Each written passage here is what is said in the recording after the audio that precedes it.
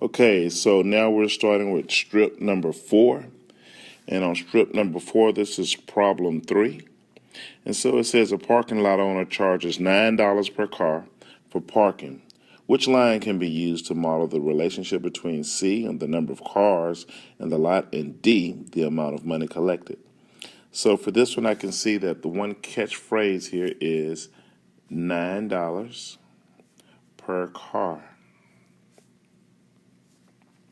And so looking in the problem, I know per is a multiplier, and I see cars are here, but I don't have a value for cars or an amount of cars, so that means this is going to mean 9 times x. So the function or the equation that works for this situation is y equals 9x. Now, some of y'all may remember that when you have y equals 9x and there's no additional parts to it, there's no y-intercept to it, that means that this is a proportional relationship, which means that if I graph it, the graph should go through the origin. So looking, every graph that I see here, all of the graphs go through the origin. So I'm going to have to look at the details on the x-axis and the y-axis to see how they line up. Now, if you put this in your calculator, if you type in, if you go to y, your y equals button, you type in 9x, and then you go to second graph, you'll be able to see a table of values.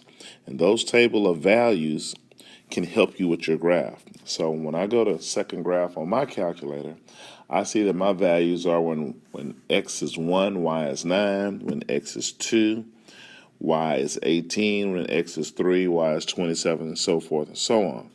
So what I'm going to do is check each of these graphs to see which one correlates with my table. So if I look here, I'll see here when I have x, the number of cars.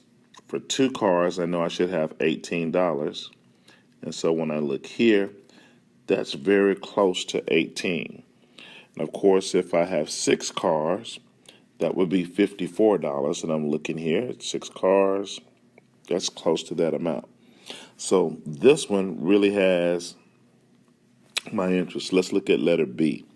Letter B, when it's 2 cars, I can see that that is maybe $10.